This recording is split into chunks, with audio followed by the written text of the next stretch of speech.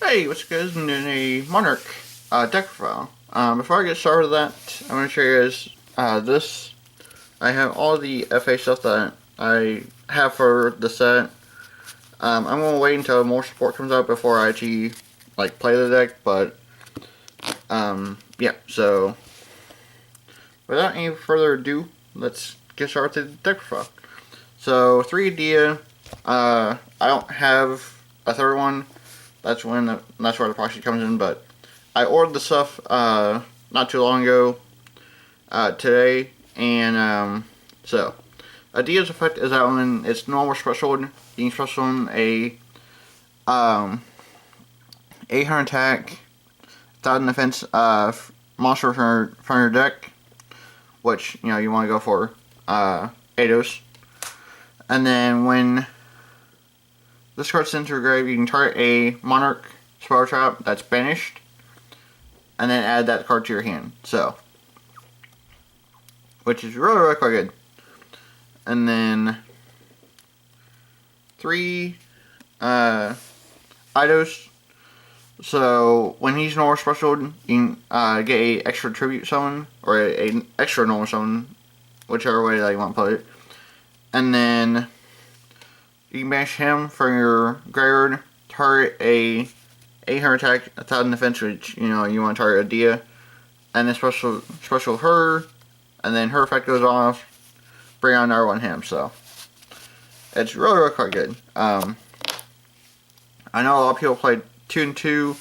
I'm testing out 3 and 3, just because sometimes you don't have a something like this in your hand, and or like a Dia to go off. So what I normally do sometimes is I notice on this effect if it goes off, and then tribute for a Monarch, and then kind of have a little bit of a play to do so. Yeah. And then 3 Erebus. I only have 2, but again I ordered the rest of the stuff that I needed. So the cards that have proxies are the ones I have 3 of, or that I would gain 3 of. So, or running 3 of in here. My bad. So 3 Erebus. So his effect is that when he's nullified, or when he's summoned, you can send 1 Monarch spell trap with different names for your deck to a grave. So one card that you really want to send is Prime, and then the other card could be like Tenacity, or basically anything else I really need. So yeah, and then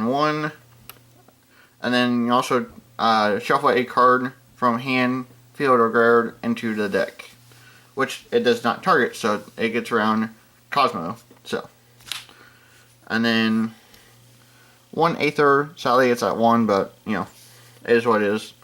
And then her effect is the same, where when she's summoned, you can send a Monarch spell trap from your deck to a grave. And then her additional effect is that you can special a Monarch 24 attack and 1000 defense from your deck, which most likely you want to go for Kurez, depending on the situation. So yeah. And then 2 Kurez, when it's normal special, you can destroy up to 2 cards on the field, which is very quite good. I know in the Gofu build, you can tribute Gofu and then destroy the tokens and then get 2 extra draws. I only have 1 Gofu, so that's why I'm not running that build. Plus I haven't tested it yet either, so yeah.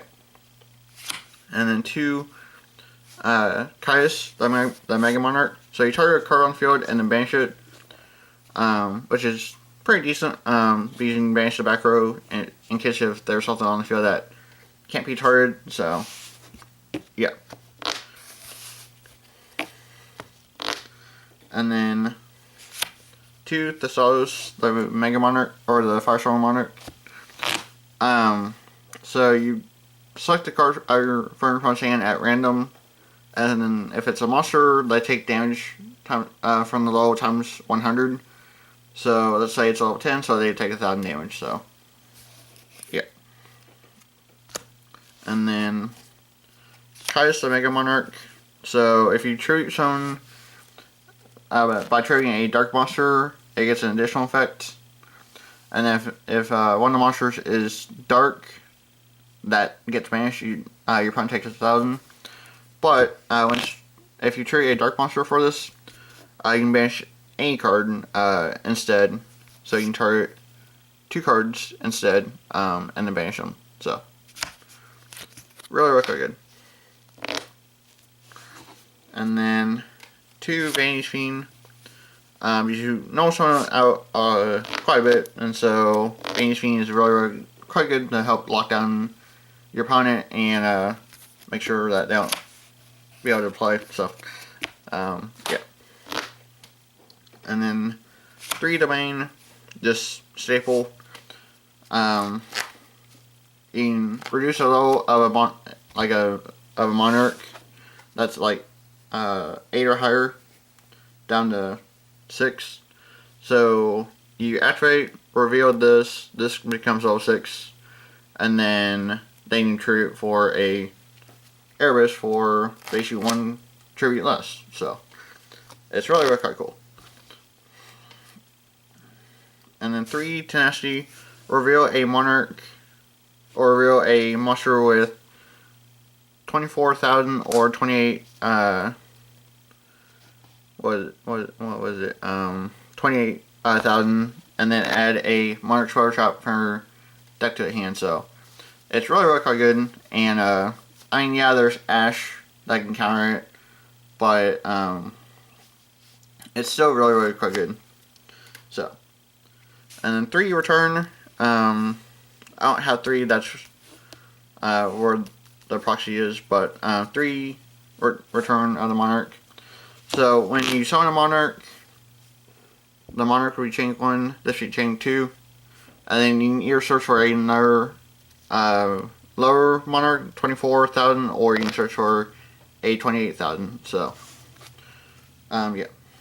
So, and for the 1-0s, March, Stormforth, and then Pantheism, sadly. But the more that I play this deck, the more that I get why this is at 1. So yeah. So pitch a Monarch Spell Trap, and then draw 2. Trigger your punch monster for a monster that you have in your hand, and then monsters you control cannot be targeted or destroyed by card effects. But that's only tribute summon monsters cannot be destroyed. So, and then Terraforming to help search out for Domain. Although you do have Tenacity to do that, but in case if you don't have Tenacity, Terraforming helps out with that as well. So. And I just run 1, so that way I'm not dead drawing it as often. So, yeah. And then for traps, 3 Escalation. Once per turn during your opponent's main phase or battle phase, you can tribute summon 1 monster.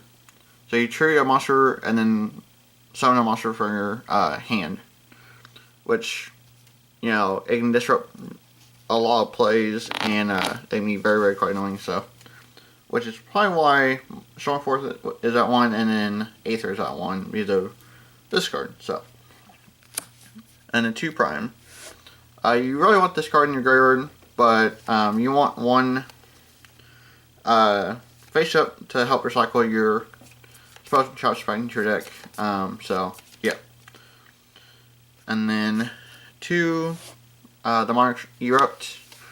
I don't run a extra deck of this, so that's really good. So while you control a tribute summon monster, all monsters effects are negated. So, which is really quite nice. And then if you don't control a tribute summon monster, this card's destroyed during your turn. So, which is really quite nice. So, and then warning. Just nice card to help stop big plays. So yeah. But yeah, that's basically it for the deck profile for Domain Monarchs. Thank you for watching. Don't forget to like, comment, and subscribe for more. And stay tuned for the final Mega Fan Beast duel tomorrow, and then probably another deck profile tomorrow as well. But yeah, so stay tuned for tomorrow's videos, and yeah, I'll thank you for watching, and I'll catch you later. Adios.